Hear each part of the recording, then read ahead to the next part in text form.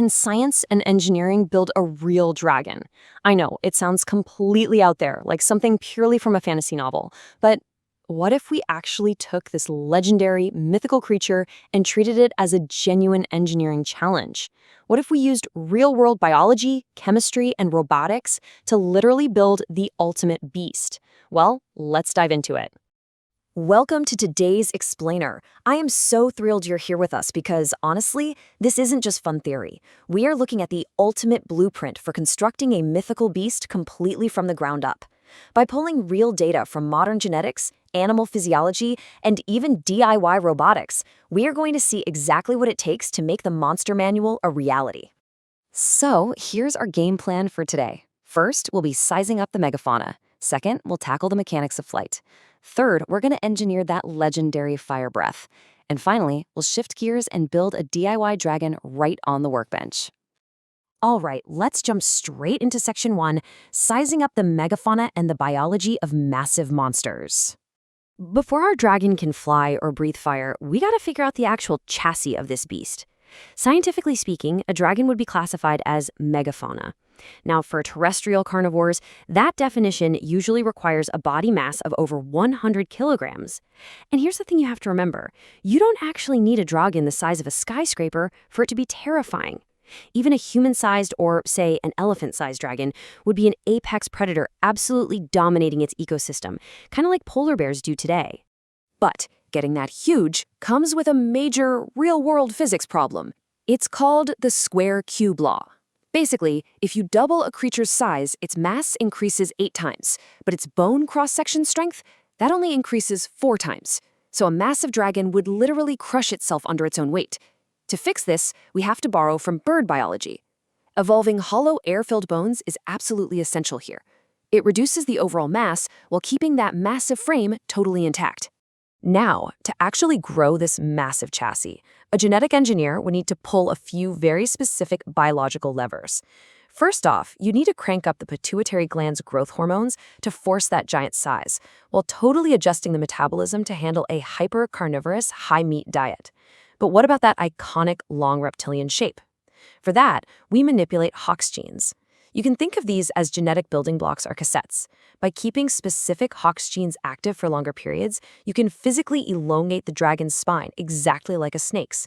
You can even duplicate a Hox cassette to force the body to grow an extra set of limbs just for wings. How crazy is that? Which brings us perfectly to our second major hurdle, Section 2, the mechanics of flight, taking to the skies. So how exactly do we get this scaly megafauna off the ground? Well, we need to combine 2 incredible biological models. First, the wings. If we convert the front limbs into bat-like wings, using elongated fingers connected by a leathery membrane, that gives our beast highly dexterous flying abilities. It's basically high-fiving the air. But bat lungs absolutely won't cut it for a creature this heavy. Think about how fast you overheat when you run. A creature this massive, generating that much heat during flight, needs an industrial-grade cooling system. That is why we absolutely must use bird lungs. They provide a massive internal air cooling network with continuous oxygen extraction, and honestly, that's non-negotiable. Let's break down how this brilliant biological machinery actually works, because it's fascinating. Unlike our lungs, which just suck air in and push it out in a dead end, the bird lung cycle is a continuous flow. Step 1. The dragon inhales fresh air directly into posterior air sacs. Step 2, as it exhales, those sacs contract, pulling that fresh air continuously across highly vascularized lungs. And step 3, the next breath forces that now stale air into the anterior air sacs and finally out of the body. This one-way street means the dragon is constantly extracting oxygen and cooling its organs from the inside out without ever stopping to catch its breath. Okay, our beast is airborne. Let's move to Section 3, and honestly, the most exciting puzzle of this entire explainer. Engineering fire breath. Let's look at the chemistry of the flame. Now, fire is pretty simple in theory. There are 3 absolute requirements to make it happen: a combustible fuel source, an ignition spark, and oxygen from the air. Since our dragon is already flying through an oxygen-rich atmosphere, we really just need to figure out how to organically supply the fuel and the spark right from within its own body. Let's look at the fuel first. Believe it or not, biology makes flammable materials all the time. One option is microbial methane, literally using gut bacteria in a specialized stomach chamber to produce highly flammable natural gas. But gas is kind of terrible for a flamethrower. It dissipates way too fast. A much better option? A biological hypergolic spray. That's a liquid that spontaneously ignites when mixed. We can actually borrow this from the real-world bombardier beetle. It mixes hydrogen peroxide and a chemical called hydroquinone inside a special gland to literally spray boiling caustic chemicals at its enemies. But even boiling chemicals don't just magically burst into flames. We have to lower the ignition threshold. And that is exactly where the number 230 comes into play.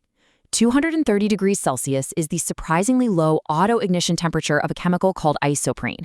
And guess what? A real-world flower, the Dictamnus albus, also known as the gas plant, produces so much of this highly reactive isoprene gas that you can literally light the flower on fire with a match. If our dragon can synthesize isoprene and mix it with that beetle's boiling peroxide spray, we are incredibly close to a spontaneous biological flamethrower. But to guarantee that ignition, we still need a reliable spark.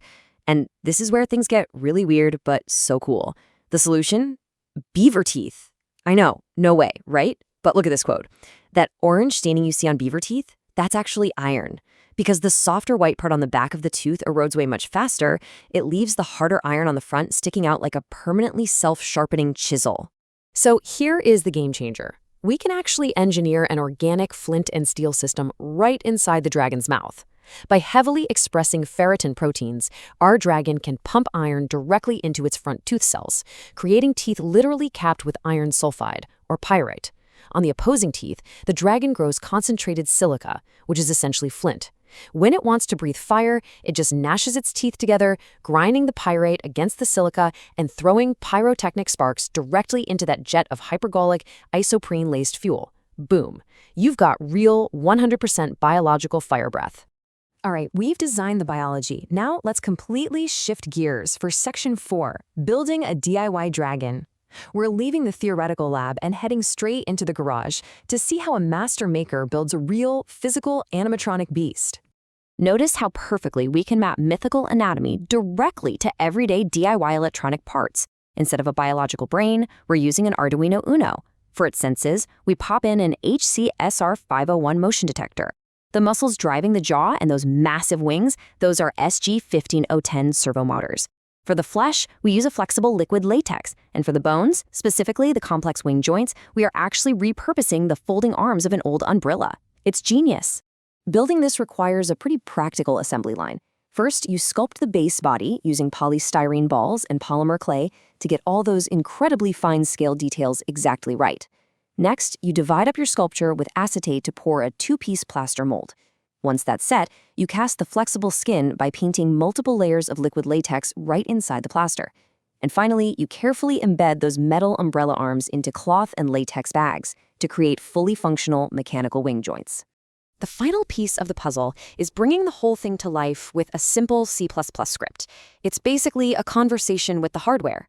When the Arduino reads the motion sensor input as greater than 100, say, meaning a thief is sneaking up on its treasure, the code triggers an action. LED high turns its glowing red eyes on, and Servo 5 violently snaps those umbrella arm wings open to terrify the intruder. The second the motion stops, the value drops below 100, the eyes go completely dark, and Servo 175 calmly folds the wings back down into their resting position. So, whether you're manipulating Hox genes and synthesizing hypergolic chemicals in a high-tech lab, or you're writing Arduino code and casting latex on a messy workbench, the core engineering principles are exactly the same. We take the impossible, break it down into systematic, bite-sized steps, and we build it. Because ultimately, these extreme examples highlight the very real biology and physics that govern our everyday universe. So I'll leave you with this to chew on.